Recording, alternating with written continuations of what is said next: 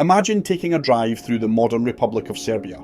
If you start in the sweeping flat agricultural plains of Vojvodina in the north, travel down through the rolling hills of Šumadija, and finally navigate the rugged, mountainous valleys of the south, you are not just crossing physical terrain. You are driving across one of the most complex, resilient and fascinating genetic landscapes on the European continent. If you were to stop anyone on the street in Belgrade, Niš or Novi Sad and ask them where their ancestors came from, most would probably give you the answer written in every standard textbook. They would tell you about the great Slavic migrations. They would describe a massive wave of northern tribes sweeping down into the Balkan Peninsula during the 6th and 7th centuries, bringing a new language, a new culture, and pushing out whatever ancient world existed there before. It is a neat, simple story of replacement, a clean break in history. But science has recently unlocked a library much older than any written text. By extracting DNA from the teeth and bones of ancient skeletons buried deep within the Balkan soil and comparing it to the genetic profiles of the people living in Serbia today, researchers have blown that simple textbook story wide open. The genome reveals a shocking truth. The Serbian people are not just medieval arrivals, they are a living, breathing paradox. A population shaped by a relentless series of invading empires, yet anchored by an ancient bloodline that simply refused to be erased. To truly understand the Serbian genetic identity, we have to throw away the modern maps and look back long before the concept of a nation ever existed. Tens of thousands of years ago, the European continent was locked in a brutal ice age. Whilst northern lands were crushed beneath glaciers, the Balkans served as a warm, vital sanctuary. Small, fierce bands of Paleolithic hunter-gatherers clung to survival in these valleys, and the remarkable thing is, their descendants never actually left. When you look at the paternal DNA of modern Serbian men, a massive portion of it traces directly back to those original prehistoric survivors, specifically through a genetic lineage known as I2a. That marker didn't ride in on a horse from the eastern steppes, and it didn't march in with a foreign army. It was born here. It hunted along the wild banks of the Danube when mammoths still roamed the earth.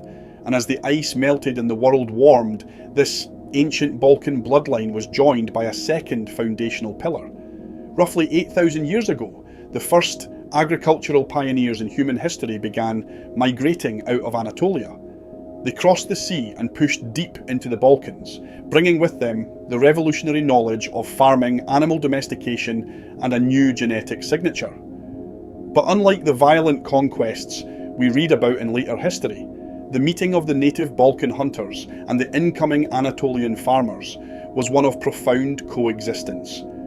They shared their hearths and their blood, eventually giving rise to the spectacular Vinča culture, a society that was smelting copper and building large settlements thousands of years before the Roman Empire was even a thought.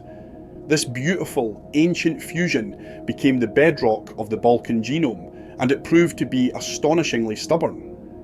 As the Bronze Age dawned, terrifying nomadic warriors swept out of the eastern steppes, completely overwriting the genetic makeup of places like Britain and Germany. Yet, when they crashed into the Balkans, their genetic dominance faltered. They introduced Indo-European culture and bronze weaponry, but the ancient native lineages held their ground. You can see this incredible theme of biological resistance repeat itself throughout antiquity. Let's look at the Celts. Hundreds of years before the birth of Christ, massive Celtic migrations washed across Europe. We know they were in Serbia because archaeologists continually unearth their highly decorated swords, intricate bronze jewellery, and distinct warrior graves in the Central Plains. But the Celts were a transient force here. They passed through, traded, fought, and blended, leaving faint cultural and genetic echoes, but never replacing the core population. Then came the greatest military machine the world had ever seen. For nearly 1,000 years, the Roman Empire dominated the Balkans. They drew their borders along the Danube, built sprawling metropolitan hubs, and threaded the mountains with stone roads. You would naturally expect that a millennium of Roman rule would fundamentally alter the DNA of the people, flooding the region with Italian ancestry. But when scientists recently sequenced the remains found in massive Roman-era military graveyards in Serbia, they were met with a stunning realization. There was almost no Italian DNA to be found. Instead, the empire had outsourced its borders. The graves were filled with the remains of auxiliary soldiers and traders from North Africa, the Levant, and the Middle East.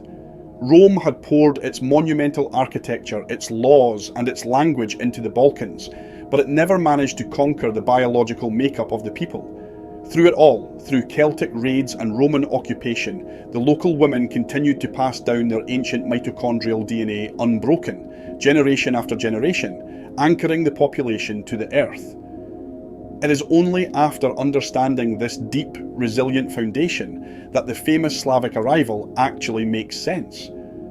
When the political structures of the Byzantine era began to fracture, the Slavs moved southward in massive numbers. This was, undoubtedly, a demographic earthquake. Autosomal DNA confirms that modern Serbs owe a vast amount of their ancestry to this period. The Slavs provided the language, the rural agrarian lifestyle, and the overarching cultural identity that defines the region today. But the Slavs did not wipe the slate clean. They didn't exterminate the ancient farmers, the descendants of the Roman frontiersmen, or the Highlanders who carried the blood of the Ice Age. Instead, a magnificent synthesis occurred. The newcomers absorbed the locals, and the locals absorbed the newcomers. In fact, modern genetic testing reveals something even more poetic about this merger. Centuries before the Slavs ever moved south, they had already been interacting with ancient Balkan populations along the trade routes and frontier borders of Eastern Europe. The ancient Balkan DNA had already seeped into the Proto-Slavic tribes. By the time the Slavic masses finally settled in the valleys of Serbia, they were already carrying a piece of the Balkans within them. It was less of an invasion and more of an extraordinary reunion of peoples. This dynamic history perfectly explains why the genetic map of modern Serbia looks the way it does today. If you travel to the far north in Vojvodina, the DNA reflects the region's incredibly diverse multi-ethnic past, showing subtle traces of Hungarian and Germanic influence from the days of the Austro-Hungarian Empire.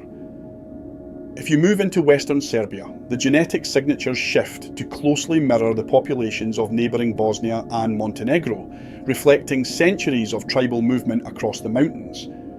And in the south, the genetic profiles show deeper overlaps with populations in Macedonia, pointing to ancient Mediterranean connections. Even when we examine the 400 years of Ottoman rule, the story of genetic resilience holds true. The Ottoman Empire fundamentally transformed the cities, the trade routes, and the religions of the Balkans. Yet their actual genetic footprint on the Serbian people is remarkably modest. We see small, isolated traces of Anatolian and Middle Eastern markers, but nothing close to a biological replacement. The locals adapted to the empire, but they remained biologically distinct. Perhaps the most beautiful revelation of all this genetic mapping is how it connects the Serbian people to their neighbours. Despite the modern borders, the distinct languages, and the turbulent political history of the region, the DNA proves that the people of the Balkans share an incredibly deep, unifying root system. Whether you are looking at Croats, Bosniaks, Romanians, or Albanians, the genetic overlaps are undeniable. You find family lines across these different nations that trace back to the exact same prehistoric tribes. It turns out that identity is not a pure, isolated bloodline handed down from a single mythical ancestor. It is a spectacular mosaic. To be Serbian is to carry the legacy of the earliest European hunter-gatherers. It is to hold the ingenuity of the first farmers, the resilience of the tribes who outlasted Rome, and the fierce, sweeping energy of the Slavic settlers. Every empire that marched through the Balkans tried to claim the land, but in the end, the land and its people simply absorbed them all. History is rarely as simple as the stories we tell ourselves. The bones buried beneath the soil have finally spoken, and they tell a story of survival, adaptation, and an unbroken chain of life that no empire could ever sever.